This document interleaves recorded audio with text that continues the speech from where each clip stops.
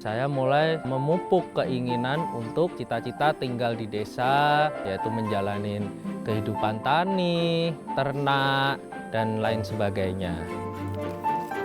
Profesi saya sebelumnya di Jakarta, saya di industri perbankan. Kurang lebihnya saya selama di Jakarta itu hanya bertahan 6 tahun.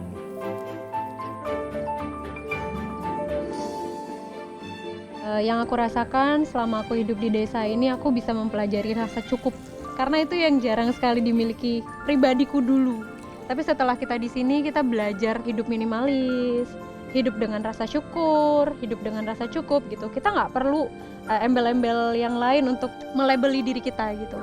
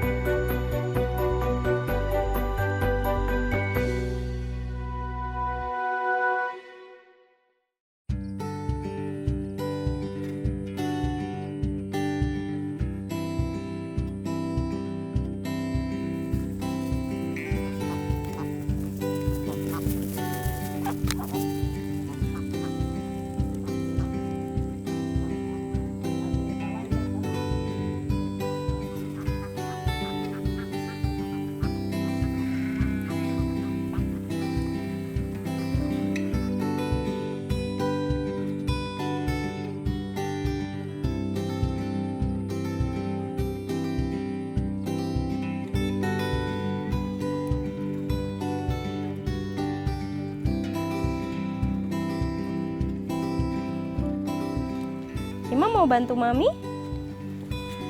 Mau bantu? Yang ini?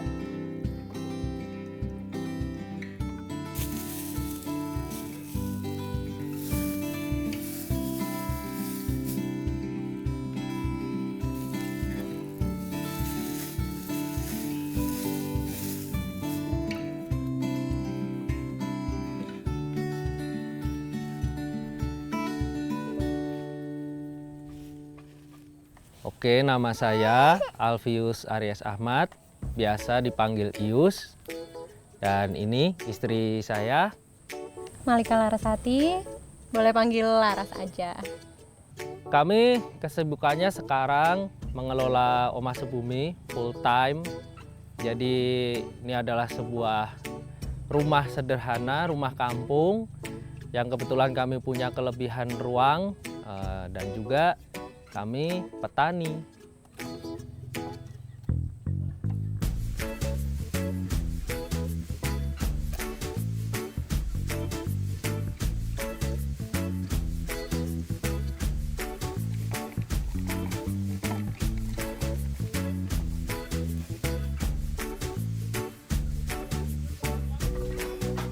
Profesi saya sebelumnya di Jakarta, saya di industri perbankan.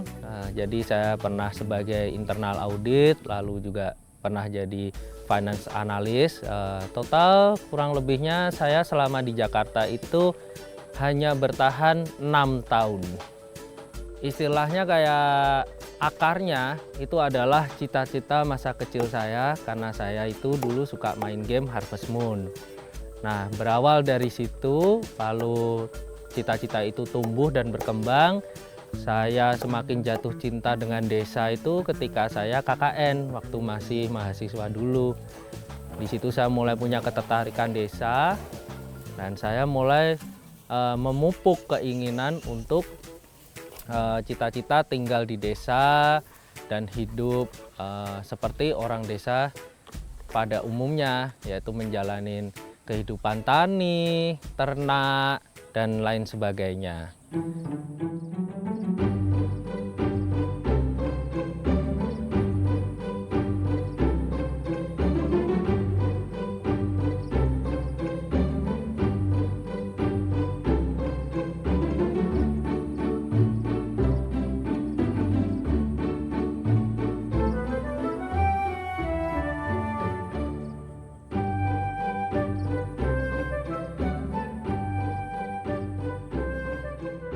Saya itu punya ketertarikan dengan lokalitas.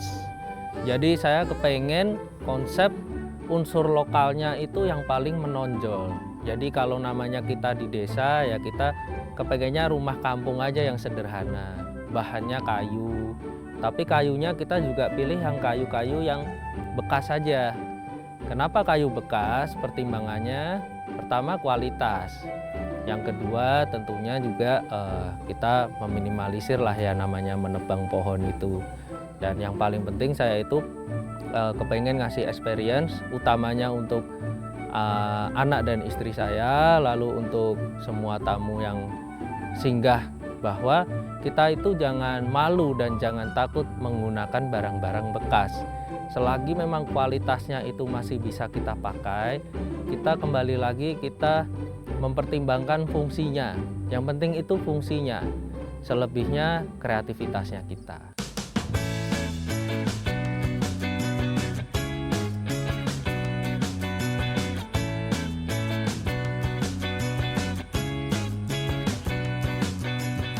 Hari ini kita bertiga mau panen sayur. Yuk, yuk. Yuk, Sima bantuin ya. Pinggirin dulu ininya ya. Nih, Sima bantu nih. Nih, tolong diangkat. Dipindahin situ, pindahin situ. Wah. Bantuin Mami buka yuk. Yuk bantuin. Sini. Wah, cantiknya. Panen yang mana dulu? Sima ambil. Yang itu nak, yang besar. Gini. Gini dari bawah. Ya, tuh Sima pegang. Nanti Sima makan ini ya. Oke? Nih. Sima yang makan. Oke. Tarik. Berhasil.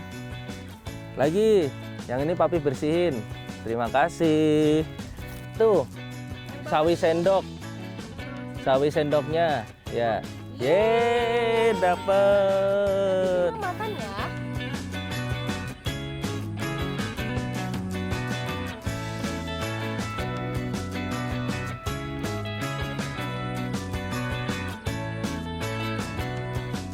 Kebetulan kami itu punya ketertarikan di bidang pertanian, maka kami coba untuk take action juga, meskipun itu skalanya masih kecil dan untuk pribadi. Lebih khusus saya itu ingin memberikan pengalaman ke istri dan anak saya ya, baru nanti ke orang lain yang melihatnya. Jadi dengan menanam kita secara organik, itu sudah pasti itu sehat untuk diri kita sendiri. Jadi pengalamannya adalah kita memberi experience ke istri dan anak bahwa apa yang kita makan itu kalau dari yang kita rawat sendiri itu nanti rasanya beda.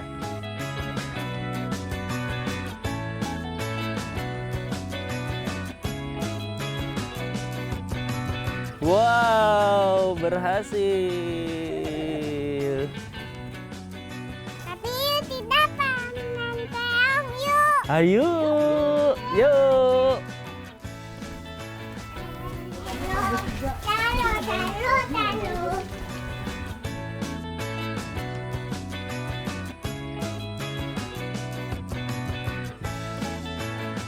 Jadi kita merawat juga dengan sepenuh hati, terus kita juga nanti mengolahnya juga dengan sepenuh hati. Harapannya Sima ini nanti jadi anak yang suka makan sayuran.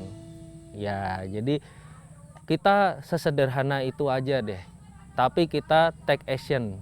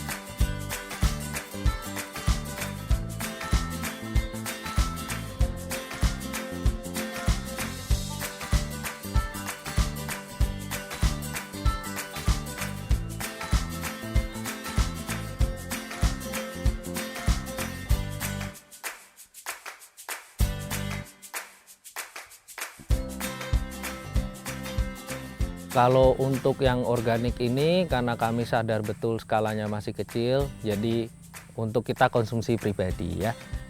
Dan itu memang ke Sima itu juga dia merasakan bedanya, dia merasakan nikmatnya sayuran yang kita tanam dan kita rawat sendiri. Jadi kita sudah pernah tanam jagung, panen, lalu kita nanam pisang, panen. Setelah makan yang hasil panenannya kita sendiri itu memang terus Dia jadi punya rasa tersendiri. iya, ya? jadi punya standar sendiri Iya. itu terhadap pisang dan jagung. Jadi dua itu yang paling Signifikan.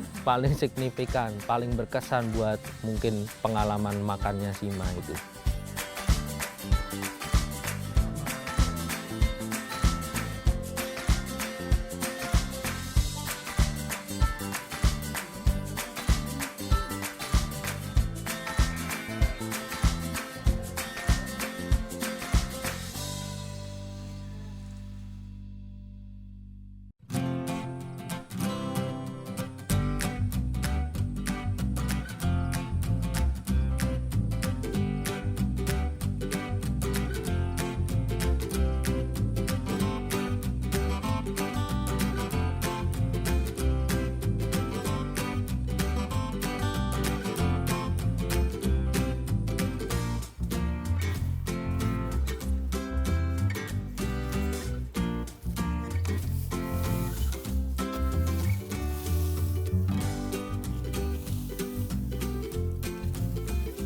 Oke, ini kita lagi ngebersihin bawahannya kandang domba.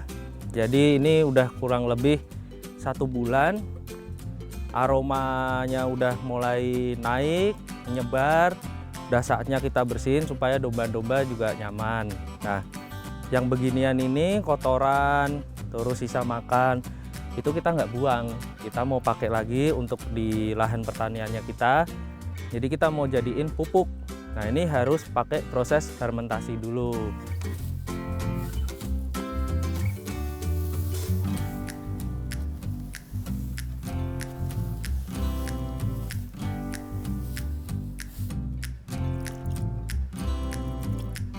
Oke, jadi ini kita mau bikin bahan fermentasi untuk pupuk kandang bakteri starter.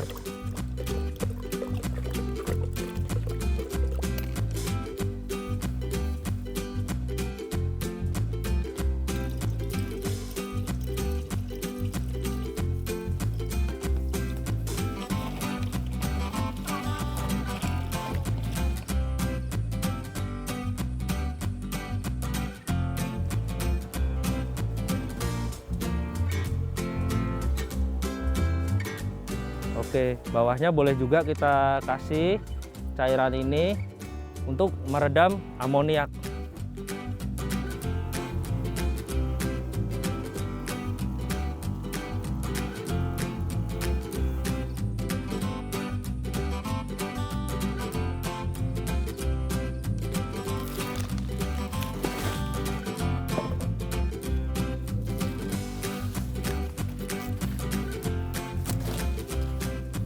Oke, proses berikutnya setelah ditutup pakai daun pisang, kita tutup pakai plastik untuk menjaga kelembapan.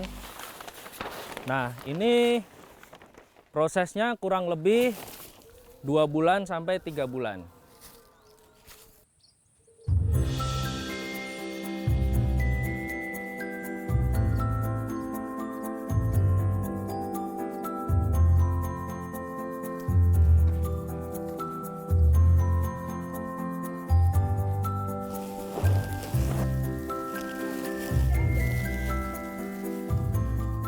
Ya, sekarang kita mau ambil pupuk kandang yang udah mateng, udah jadi. Jadi ciri-cirinya, nah kalau dipegang teksturnya begini nih. Tuh. Terus kalau dicium, ini baunya udah bau tanah. Warnanya juga udah gelap gini. Nah, cuman hati-hati ya. Kalau pupuk kandang tuh suka ada hewan ini nih. Duh. Nah, ini bisa makan akar.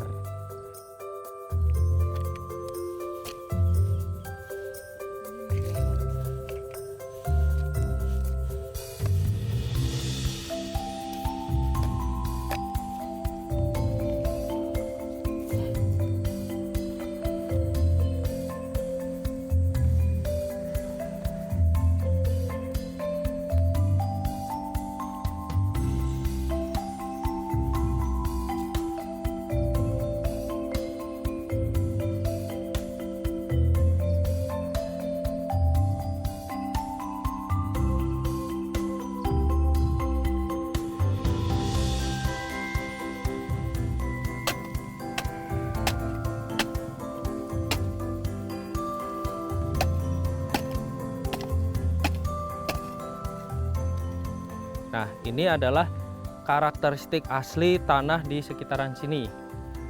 Tanah liat yang kalau kering itu jadi keras. Nah, untuk proses penggemburan kita perlu menambahkan beberapa material organik.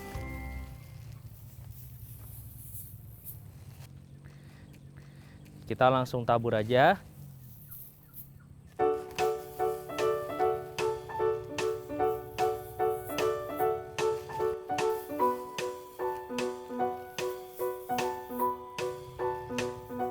Lalu kita tambahkan sekam bakar.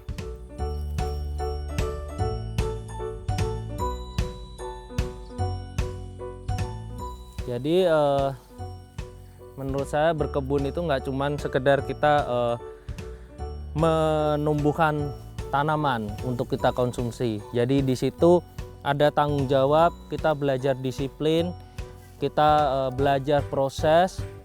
Di situ kita juga dapat pelajaran hidup bahwa manusia itu dari kecil, lalu dia tumbuh, lalu dia akan bermanfaat untuk banyak orang. Ketika tua, dia akan mati.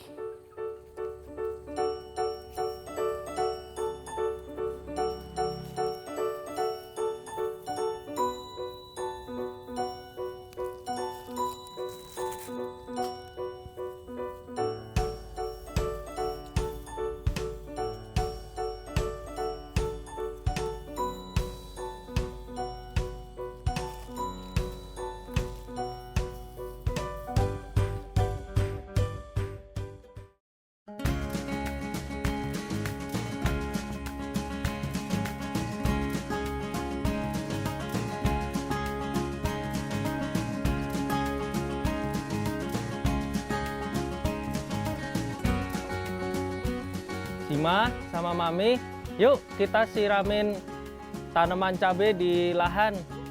Yuk, ke lahan yuk. Tapi Sima pakai topi ya.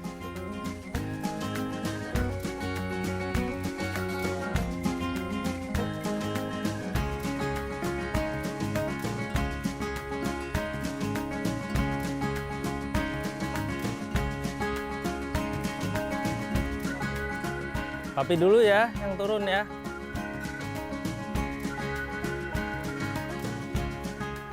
Bisa.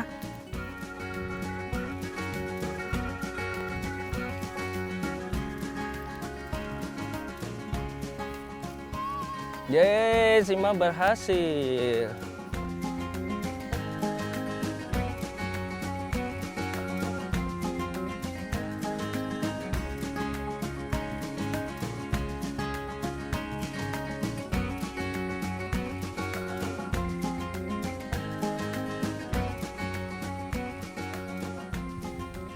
Yeay. Sini, Dek. Pas sini. Iya itu. Yeay. Air putih. Air dari kolam. Segar. Oke, ini kita lagi ada di lahan pertanian cabai yang kita kelola. Jadi ini lahan kita sewa, luasnya kurang lebih 2.500. Nah, nanti ini kita tanam cabai rawit merah. Jadi saya memilih tanaman cabai itu pertama karena dia punya intensitas perawatannya itu cukup rutin. Jadi saya itu pengen memilih komoditas pertanian yang bisa menyalurkan energi saya, energi ngantor itu tadi, karena kita kan dulunya di Jakarta ya. Jadi sekarang ini kantornya saya. Gitu.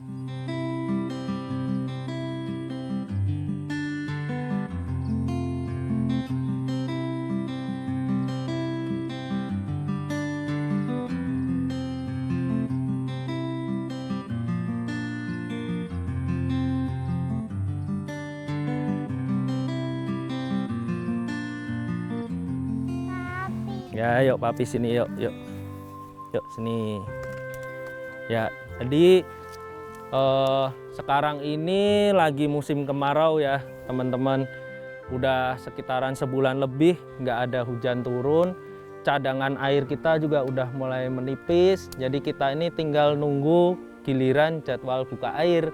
Kalau di sini jadwal air, bukaan air yang dari irigasi itu diaturnya pakai hari Jawa.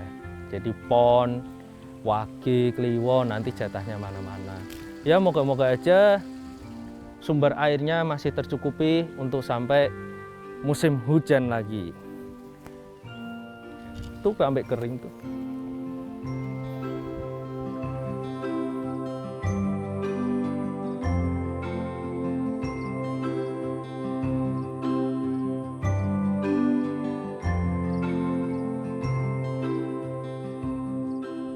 Yang aku rasakan selama aku hidup di desa ini, aku bisa mempelajari rasa cukup. Karena itu yang jarang sekali dimiliki pribadiku dulu saat aku masih di ibu kota gitu. Aku nggak pernah merasa cukup gitu. Tapi setelah kita di sini, kita belajar hidup minimalis, hidup dengan rasa syukur, hidup dengan rasa cukup gitu. Kita nggak perlu embel-embel yang lain untuk melabeli diri kita gitu. Cukup dengan kesederhanaan dan rasa syukur. Harapanku juga Shima nantinya akan bisa hidup seperti itu gitu.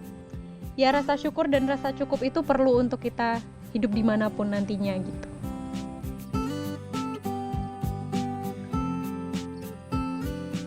Saya pengen menumbuhkan anak Shima itu dekat dengan akarnya, akar budaya kita, yang budaya ketimuran itu tadi, dengan segala macam sosialisasinya itu supaya dia tuh kuat melekat di situ dengan kearifan lokal. Jadi dia nggak lupa dengan akarnya. Istilahnya itu wong Jowo ojo ilang Jowo nih.